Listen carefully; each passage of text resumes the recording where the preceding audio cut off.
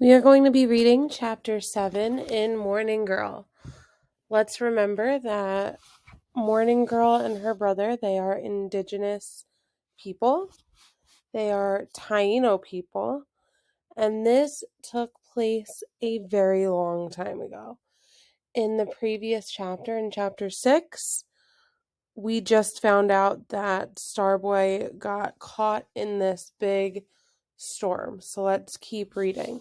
This time from Morning Girl's point of view.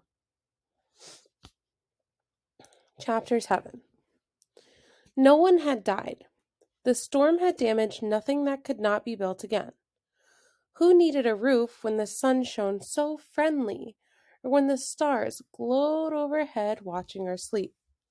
The wind had cleared a new path across the island, wide and open, and all along it the old was suddenly new, made clean, set out in a different way. Father, Mother, and I followed the wind's trail to find Starboy, tucked in the arms of a tree where the new sister stayed with grandfather. Let's remember here that the new sister and grandfather, they both are not alive, right? Their faces were carved into that tree. When we told grandmother what had happened, how my brother had been caught and protected, her smile took over her whole face, squeezing shut her small dark eyes and pushing her chin into her chest when she bowed her head. She told us that grandfather had once saved father too, long ago from a shark, which was how he got his old man's name, Fast Arms. So I guess we just learned. I'm assuming that is grandfather's name, Fast Arms, because he saved his father from a shark. Remember, Taino people, they get their names from their personality traits or things that they like, things that they do a lot. Okay? People from other families couldn't remain at their homes. Our houses didn't stay put, they joked when they passed us. Why should we? How easy it was. That first long day to gather what we needed. The palms were already spread on the ground, perfect for thatch. Coconuts lay where they had fallen, and even in some unexpected places, large puddles or places where the ponds had spilled over their banks. Silverfish carried from the sea could amazingly be found. The high tides had left the beach flat and smooth, and beyond, the water was tipped gold where the sun patted the rippling waves. Lots of figurative language in here. Of course, there was so much work to be done. And guys, remember, they have a lot to do because their homes were all just destroyed. Their little village was just destroyed because of this storm. You guys know how after like a hurricane or something like that, there's usually trees that are fallen over, branches everywhere. Okay? Same thing here. There were probably trees, branches, things all over the place. Their homes were destroyed. So they have to collect all of the materials again to remake those things, to remake their homes, to remake their hammocks. Okay? So, of course, there was much work to be done. But not on the first day, Father decided, and not on the second either. Instead, he said this was a chance to be happy together, to dance and make music on hollow logs, to watch ball games, to sing goodbye to the wind, and to share the food that had been presented to us as its apology. It was the time for each person to tell a story, to act it out while the rest of us held our heads in fear or covered our mouths when the laughter grew too strong to contain. Mother found dry sticks and poured fire from her pot, then roasted some sweet potatoes in a pit she dug in the ground. Starboy and I searched among the trees, looking under branches and drooping leaves to find fruit that had not burst. I tried not to count or notice that I found 3 more than he did, After all, my arms were longer, and anyway, I knew his story would be better than mine. So she's almost trying to one up him, saying, look, I found 3 more berries, but I'm not gonna bother him with that. I tried not to notice it, but I secretly did. I had more than he did. Right? They're always trying to do better than the other, right? They're very competitive. A large crowd of grandparents, adults, children, and babies had already assembled near the digging stick, the place where the land rocks curve into the ocean. I was shy at first because of seeing so many people at once. That almost never happened, except when there was a marriage or when someone died. Another thing was different too, though for a while I couldn't place what it was. So she's thinking, what else is different? Everybody's here, but what else is different about the situation? Then I knew. The wind had swept away most of the tiny bugs, the one that were ale-mouthed, the ones that ate and were never full. Usually, when the air was still, people had to bum smudge fires or ashes and soot on their bodies to discourage the appetite of those bugs. At such times, we turned into a gray people, except for our hair and our lips and eyes. But today, we were bright as wet shells. Each person painted and decorated differently. Some wore flattened gold leaves in their earlobes, some placed hibiscus blooms in their hair, or hung long necklaces of shells around their necks. So what they're talking about here is the second thing that Morning Girl notices, that these little bugs, they usually had to cover up and kind of hide themselves from these bugs. And the way that they did this was to burn fires, right? Because bugs don't like fire. And then rub like ashes and dirt all on their bodies to kind of hide from them or not attract themselves to those bugs. And now, after the storm, those bugs are hiding, not there, not around. So they get to, like it says here, each person painted and decorated differently.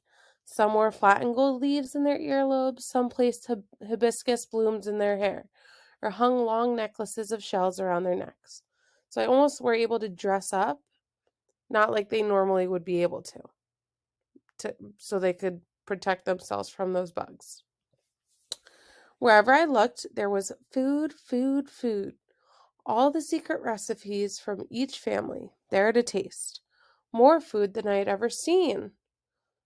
Starboy, probably because he was so sure his adventure would be admired, was not timid. He raced ahead of us with his hands open and took some wonderful things to eat from each mat he passed. I didn't think much of this. I was used to my brother being a child, and he was simply behaving the way a child behaves. No worse than that. So he's going around taking food. He's moving quickly. It says he raced ahead of us, hands open, and took something from everything that he passed. So he took a little bit of everything. Remember, his name used to be Hungry, right?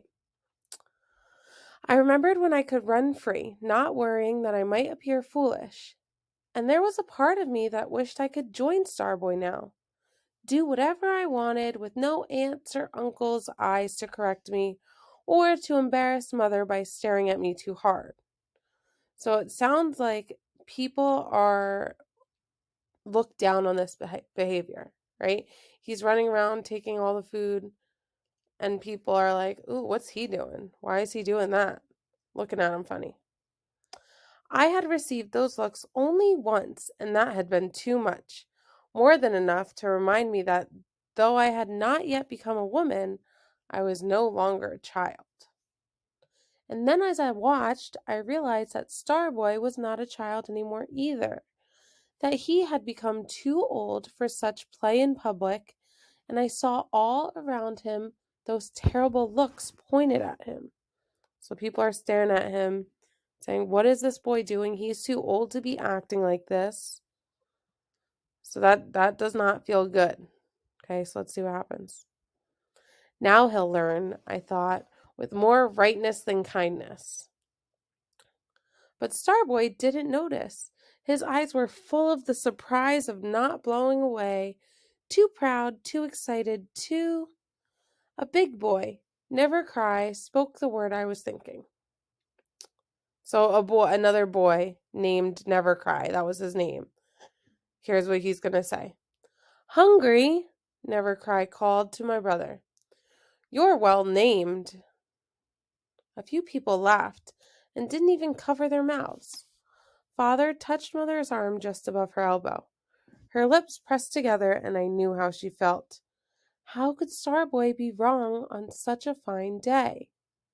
So he's kind of making fun of him. Hungry? Ugh, that's a good name for you, right? He's going around eating everything. "I'm not hungry anymore," my brother told Never Cry, loud enough for all to hear. He was so pleased with himself that he hadn't understood. "I'm Starboy now because—" My Uncle Sharptooth interrupted. "The wind still must be flowing," he said to Father. "It mixes words and meanings. I thought I heard your little Hungry say he had a grown boy's name. But look, he's the same as ever, the same as he'd always been." So here's Sharptooth, right, his uncle, their uncle, saying, "Listen, he's still hungry. I don't know where he's getting this other name from, but he's the same little boy. He's acting the same." And that's not very nice. I feel like if that was said about me, I would feel a little, my feelings would be hurt. My brother stopped where he was. His hands were filled with food he couldn't drop and waste. There was fresh honey smeared on his chin. He closed his eyes and then opened them. He looked at me. I don't know how long we stood that way, but it was as if just the two of us were there. I was aware of the sounds of babies, of waves, of the birds as they flapped their wings above the food, but I heard them through deep water. Starboy and I reached across the space between us. We made a fishing line with our eyes, and each pulled the other to the center. So they're not actually doing this. This is figurative language, right? They are just staring deep at each other, kind of. What I'm picturing, I'm almost picturing like they're trying to read each other's minds. Like, what are you thinking? Okay, talking to each other without saying anything. "Food," I sang as loud as my voice would reach. "Food! I'm so hungry. I can't wait any longer to eat." I ran through the crowd, following the path my brother had broken, sampling and reaching like the youngest child, filling my mouth until I couldn't talk, until I reached Starboy. It was so quiet I could hear my mouth chewing. What did she do there? It's almost like she's helping her brother. Okay? She's almost taking the attention off of him and putting it on herself, which is a very nice thing to do.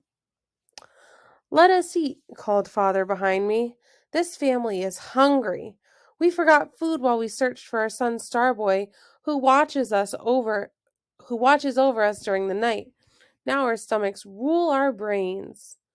I turned and glanced up quickly, watched as Father took a fruit in each hand and lifted them to his face. The juice ran down his chest as he took bite after bite. "Perhaps you are not hungry, little Sharptooth," my mother said to her brother. "Perhaps you slept when the wind passed over, or perhaps you are not hungry because you are already too heavy for even a hurricane to lift. But me, I am hungry." There she is. There's Mom standing up to her brother, right? Standing up for Starboy. "Me too," growled the voice of Grandmother off to the side where I stood, staring at the ground before my feet. "And me," said our neighbor, I Swam Too Far, who had helped us search for Starboy. So I guess that is their neighbor's name. I Swam Too Far. The tide had changed, and people began to look at my uncle instead of at my brother and me. For a moment, his face grew full of the anger that comes out of being wrong. But then, swift as yesterday's rain had departed, he set it free. Starboy, Sharptooth called, bring me some sweet lemon. Find me a coconut to drink. Let me be the first to know your story so that I can introduce my nephew by his proper name when you tell everyone else what happened. Names are strange and special gifts. There are names you give to yourself and names you show to the world, names that stay for a short while and names that remain with you forever, names that come from the things you do and names that you receive as presents from other people. No one would forget that my brother had once been hungry, but today they would listen for who he had become. And Starboy, too, would remember that he was now older, that he could no longer behave as a child. If your name is true, it is who you are. I swallowed the last of the food in my mouth and lifted my eyes. Starboy had not moved. It's all right, I whispered to him. Go. And he did. Finally, but not before he spoke so that only I could hear. Not before he had called me the name he would always afterward use when we were alone together. Not before he had said so softly, the one who stands beside. And that is the end of chapter 7.